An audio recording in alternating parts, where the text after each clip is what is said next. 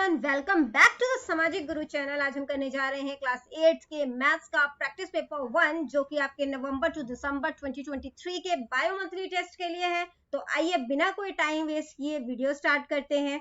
तो सबसे पहले देख लेते हैं हमारा पेपर पैटर्न जो है वो किस तरीके का होने वाला है। तो बच्चों, पेपर जो है हमारा 20 मार्क्स का आएगा और टाइमिंग हमें 40 मिनट्स की दी जाएगी। पार्ट ए में हर क्वेश्चन 1 मार्क का है, ठीक है। तो पार्ट ए का जो सबसे पहला क्वेश्चन आपसे पूछा गया है वो है dash list the transaction carried out in the account. तो ये बेसिकली अकाउंट के ट्रांजैक्शंस को शो करता है, ठीक है। तो वो क्या है? डिपॉजिट स्लिप नहीं हो सकता, पासबुक में आप देखो पैसा कब आपने जमा कराया, कब आपने निकाला, है ना, या फिर कहां से पेमेंट आई है, वो सारे ट्रांजैक्शन आपको देखने को मिल जाते हैं, जिस वजह से इसका आंसर जो है वो बी हो जाएगा, यानी कि पासबुक। अगला क्वेश्चन देखते हैं। अगला क्वेश्चन है what does given diagram represent. ये जो आपको डायग्राम दिया गया है ये क्या रिप्रेजेंट कर रहा है? देखो, ओ से लेकर ए तक x है, ए से लेकर बी तक x है और ये 3 है, यानी कि ये 2x है हमारे पास, 2x हो गया। यहाँ पर 3 है जो कि बी ऑप्शन है, ठीक है। नेक्स्ट क्वेश्चन देखते हैं। नेक्स्ट क्वेश्चन कहता है कि आपके पास आपको नंबर दिया गया है 4x स्क्वायर माइनस 8x, ठीक है। इसको आपने डिवाइड कर दिया माइनस 4x स्क्वायर से। इसको सॉल्व करते हैं। तो अब इसको जब आप सॉल्व करोगे तो हम इसको जो है सबसे पहले अलग कर देते हैं, ठीक है, ताकि आपको क्लियर हो जाए। 4x square minus 4x square, ठीक है, एक ये हो गया। दूसरा नंबर हमारे पास क्या हो गया? माइनस 8x और माइनस 4x स्क्वायर, ठीक है। जैसे कि हम लोग एलसीएम लेते हैं, तो एलसीएम लोगे तो फिर वापस यही आ जाएगा, है ना, नंबर सेम आ जाएंगे। अब क्या होगा? 4x स्क्वायर से 4x स्क्वायर कट गया, माइनस नीचे है या ऊपर एक ही बात होगी। तो यहाँ पर ये क्या बन गया हमारा? -1। अब यहाँ पे माइनस से माइनस कैंसिल हो गया, ठीक है। अब यहाँ पर जो है 4x स्क्वायर को मैं ऐसे लिख सकती हूँ, 4 इंटू x, ठीक है। अब यहाँ पे 4 2 जा 8 हो गया, x से x कट गया, यानी कि ये हो गया आपके पास प्लस का 2/x। अब ये नंबर हमें कहाँ दिया गया है? यहाँ पर -1 प्लस में 2/x, ठीक है। अगला क्वेश्चन देखते हैं। अगला क्वेश्चन कहता है write down the common factor of 5a square b and 9xy square. तो कॉमन फैक्टर निकालना है हमने इसका। तो यहाँ पर हमने लिख दिया 5a स्क्वायर b का जो कॉमन फैक्टर है वो क्या है? 5 है हमारे पास, उसका a 2 है हमारे पास, है ना, और फिर b है। इसी तरीके से हमारे पास 9xy स्क्वायर का जो कॉमन फैक्टर है वो क्या है? आप इसको 3 इंटू 3 कर सकते हो, है ना, 3 इंटू 3 हो गया। उसके बाद आपके पास आ गया x और y जो है वो 2 बार हो गया। अब यहाँ पे आप मैच करो कि कोई भी कॉमन तो है ही नहीं, है ना, 3 नहीं है ऊपर वाले नंबर्स में, 5 नहीं है नीचे वाले में। तो जब कोई भी कॉमन नंबर नहीं होता तो वहां पर जो है वो कॉमन फैक्टर क्या आता है? 1, जो कि ए ऑप्शन है हमारा, ठीक है। अगला क्वेश्चन देखते हैं। अगला क्वेश्चन कहता है कि which of the following point lies on the x axis. इसमें से कौन सा पॉइंट जो है वो एक्स एक्सिस पर लाए करता है, ठीक है। तो एक्स एक्सिस पर लाए जो है वो कौन सा पॉइंट करेगा? D point. क्यों? जब आपके पास y जो है वो 0 हो, ठीक है, तो वो एक्स एक्सिस पर लाए करता है, ठीक है। अब जैसे कि 4 और 0 है तो यहाँ पे 4 आ गया, ठीक है, और 0 तो यहीं पर रह जाएगा, तो ये एक्स एक्सिस पर लाए करेगा। वहीं पर अगर ये 2 और 3 होता तो यहाँ पे 2 आ जाता और ये इधर आ जाता, है ना, तो वो एक्स एक्सिस पर लाए नहीं करता, ठीक है, जिसकी वजह से ये डी ऑप्शन जो है वो करेक्ट है। अगला कहता है कि 7y minus 5 is binomial. Binomial का क्या मतलब होता है? जिसमें कि 2 टर्म्स होते हैं। अब यहाँ पे 2 टर्म्स है ऑलरेडी, एक 7y हो गया, दूसरा -5 हो गया, तो ये ऑप्शन यानी कि यहाँ पर ट्रू जो है वो करेक्ट है। 7th क्वेश्चन देखते हैं फर्स्ट पार्ट का, जिसमें आपको बोला गया है अगर a square minus b square है तो उसका फॉर्मूला ये होगा। बिल्कुल सही है, ठीक है, क्योंकि a square minus b square का फॉर्मूला जो है वो यही होता है। हमसे पूछा गया है कि there are dash tax slabs in GST. GST में कितने टैक्स स्लैब्स जो है वो होते हैं? तो 5 होते हैं, ठीक है। कौन कौन सा होता है? सबसे पहले हो जाता है हमारा 0%, फिर 5%, फिर 12%, 18% एंड 28%। क्लियर? नेक्स्ट जो फॉर्मूला हमसे पूछा गया है a प्लस बी का होल स्क्वायर है, इसका फॉर्मूला क्या होता है? a का स्क्वायर प्लस b का स्क्वायर प्लस में 2 ए बी, ठीक है।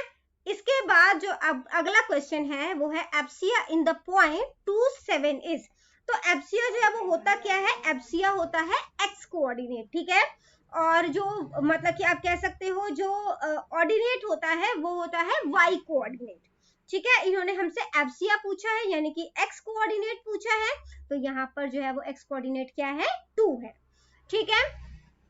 यानी कि ये वाला हमारा x होता है ना और ये y होता है, तो ये एप्सिया है और ये जो है हमारा ऑर्डिनेट है, ठीक है। पार्ट बी देखते हैं जिसमें कि हर क्वेश्चन जो है वो 4 नंबर का है, इसको हमें फैक्टराइज करना है, ठीक है। तो सबसे पहला जो हमें क्या करना है, ये जो नंबर है और 6 इन दोनों को यानी कि एक्स स्क्वायर और 6 को मल्टीप्लाई कर देना है। तो मल्टीप्लाई करके क्या हो गया, 6x स्क्वायर, ठीक है। अब इसको इस तरीके से स्प्लिट करना है कि प्लस या माइनस करने पर ये नंबर बन जाए। तो 3 2 6 होता है, प्लस माइनस करने पर भी 5 बन जाएगा। तो हमें माइनस का 5x चाहिए, तो हम माइनस का 3x माइनस का 2x करेंगे। जब हम इसको प्लस करेंगे मतलब तो ये क्या हो जाएगा, माइनस का 5x, और जब हम इसको मल्टीप्लाई करेंगे तो प्लस का 6x स्क्वायर हो जाएगा, ठीक है। अब इसको हम सॉल्व करते हैं। तो सबसे पहले हम जो है वो अपना इक्वेशन उतार लेते हैं, x square minus 5x plus 6, ठीक है। उसके बाद जो है हमने यहाँ पर लिख दिया x square minus 3x minus का 2x प्लस में 6 कॉमन निकालेंगे, ठीक है, इसमें से और इसमें से। तो पहले वाले में से क्या कॉमन निकल गया, x, यहाँ पे क्या बच गया हमारे पास x माइनस 3, इसमें से क्या कॉमन निकला, -2, और अंदर क्या बच गया, x माइनस 3। अब देखो बच्चों ये दोनों सेम आ रहा है ना, इसका मतलब हमारा आंसर बिल्कुल सही है, ठीक है। x माइनस 3 और जो बाहर नंबर रह गए थे उन्हें एक ब्रैकेट में लिख लो, x माइनस 2, ठीक है। इसके बाद आपने क्या करना है, x minus 2 is equal to 0, तो x जो है जब -2 उधर जाएगा तो प्लस का 2 हो जाएगा, ठीक है। इसी तरीके से x minus 3 is equal to 0, ठीक है। अब जब -3 उधर जाएगा तो वो प्लस का 3 हो जाएगा, तो x जो है वो 3 आ गया, ठीक है। यानी कि एक बार हमारा x जो है जो 2 है और दूसरी बार 3 है। या तो ये क्वेश्चन करना है या अगला जो है क्वेश्चन करना है जो कि मैचिंग का है। तो मैचिंग में आपको बोला गया है एक्स स्क्वायर माइनस 2 का स्क्वायर, ठीक है, ये जो है वो किसके इक्वल होगा। तो एक्स स्क्वायर माइनस 2 का स्क्वायर जो है वही a का स्क्वायर माइनस b का स्क्वायर, ये वाला फॉर्मूला आ गया। तो ये जो है वो किसके इक्वल हो जाएगा, ये आपका होगा c के इक्वल, ठीक है। यानी कि ये फर्स्ट जो है वो इसका करेक्ट ऑप्शन हो गया, ठीक है। इसके बाद x प्लस 2 का स्क्वायर, x प्लस 2 का स्क्वायर जो है वो किसके इक्वल होगा, यानी कि हम उसको 2 टाइम्स जो है वो रिपीट कर सकते हैं, ठीक है। तो x प्लस 2 जो है वो इसका हो जाएगा, ठीक है। इसके बाद 4x स्क्वायर माइनस 4x है, ठीक है। तो यहाँ पर हम जो है वो 4x को कॉमन निकाल देते हैं, ठीक है, 4x, तो अंदर क्या बच गया x, ठीक है, माइनस में 1, ये हमारा थर्ड आंसर हो गया, ठीक है। इसके बाद हमें अगला जो नंबर दिया गया है वो है 4x का क्यूब, ठीक है। तो 4x क्यूब प्लस में 16x दिया गया है, यहाँ पर भी कॉमन निकाल दो, तो क्या कॉमन निकल जाएगा, 4x, अंदर क्या बच गया आपके पास, यहाँ पर एक x बच सॉरी 2x बच जाएंगे क्योंकि एक x हमने कॉमन निकाला है, प्लस में 4, ठीक है। तो यहाँ पर क्योंकि 16 था तो 4 4 जा 16, तो 4 बच जाएगा, तो जो कि बी ऑप्शन है, ठीक है। यानी कि ये इसका फोर्थ का आंसर हो गया आपका, ठीक है। नेक्स्ट क्वेश्चन देखते हैं जो कि है पार्ट सी का। ये क्वेश्चन जो है वो 6 नंबर का है। A person buys a motorcycle for rupees 16,000 का उसने मोटरसाइकिल खरीदा, ठीक है। If the total cost of the motorcycle, ठीक है, motorcycle is depreciating at the rate of 5% per annum, अगर हर मतलब कि कह सकते हो हर साल में उसका रेट जो है वो 5% गिर रहा है, तो 2 साल के बाद उस बाइक की वैल्यू जो है या उस मोटरसाइकिल की वैल्यू जो है वो कितनी रह जाएगी, ठीक है। तो सबसे पहले हम यहाँ पर क्या करते हैं, हम लोग लिख लेते हैं प्राइस ऑफ मोटरसाइकिल, ठीक है, जो कि कितनी दी गई है हमें, जो कि दी गई है 16,000, ठीक है। इसके बाद जो डेप्रिसिएशन का रेट है दिया गया है 5% पर एनम, ठीक है। तो ये 5% का है, मतलब हर साल जो है इसके मूल्य में इतनी जो है वो कमी आ रही है, ठीक है। अब इसके लिए हम जो फॉर्मूला यूज करेंगे वो क्या है, P1 माइनस R अपॉन में 100, अब क्योंकि 2 साल के लिए है तो 2 लिख दिया यहाँ पर, ठीक है, वैल्यू पुट कर देंगे। तो इसका प्रिंसिपल जो है वो कितना है, प्रिंसिपल अमाउंट 16,000 है, ठीक है। इसके बाद 1 माइनस जो रेट है वो कितना है 5, ये 100 हो गया, यहाँ पर 2 आ गया, यहाँ पे अगेन 16,000 लिख देंगे, ठीक है। अब यहाँ पर जो है हम क्या करते हैं, पहले ब्रैकेट को सॉल्व कर लेते हैं, बाद में इसको स्प्लिट कर लेंगे, ठीक है।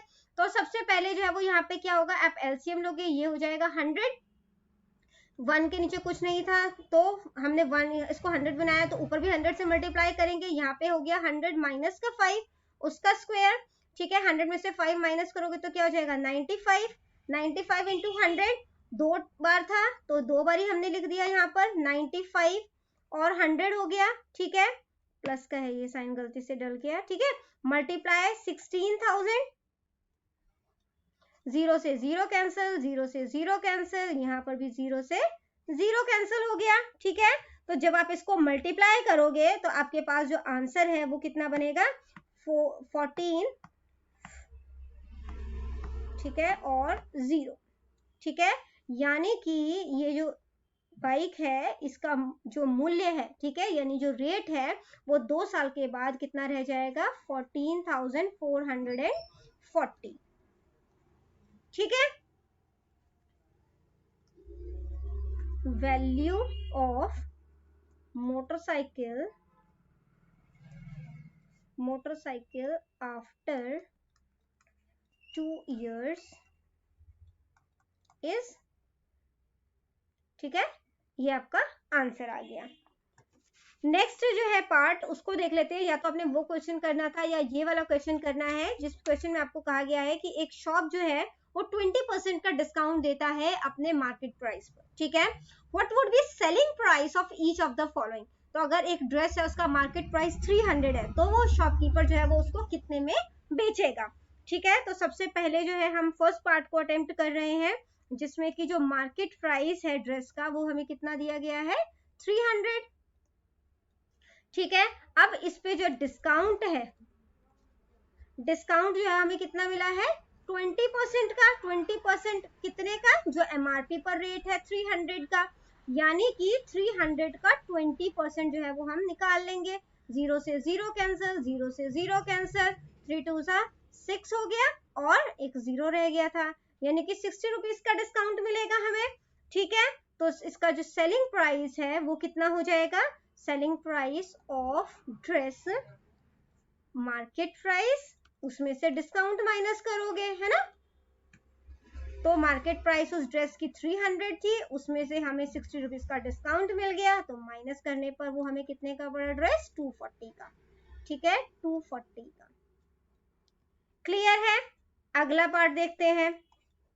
अगला पार्ट है कि अ पेयर ऑफ शूज का पेयर जो है वो 750 रुपीज का है। Again market price of shoes ये कितने का है 750 का, ठीक है। डिस्काउंट इस पे भी हमें कितने का मिला 20% का, 20% ऑफ 750, ठीक है। तो ये कितना हो गया 750 मल्टीप्लाई 20%, 20% यानी 20 अपॉन में 100, 0 से 0 कैंसिल, 0 से 0 कैंसिल, 75 टू कितना हो जाएगा 150, यानी कि हमें बेसिकली 150 रुपीज का डिस्काउंट मिला है, ठीक है। अब अगर वो शूज जो है वो 750 रुपीज का है, selling price of shoes market price minus discount, ठीक है। तो माइनस डिस्काउंट हो गया। अब यहाँ पर अगर वो शूज जो है वो 750 का है, उसमें से 150 का हमें डिस्काउंट मिला, कितने का पड़ा 600 रुपीज का। तो बच्चों ये वीडियो यहीं पर हो जाती है खत्म। इनकेस आपको कोई भी डाउट है तो आप कमेंट सेक्शन में क्वेश्चन कीजिए, मैं आपको रिप्लाई करने की पूरी कोशिश करूंगी। Thank you very much and all the best for your test.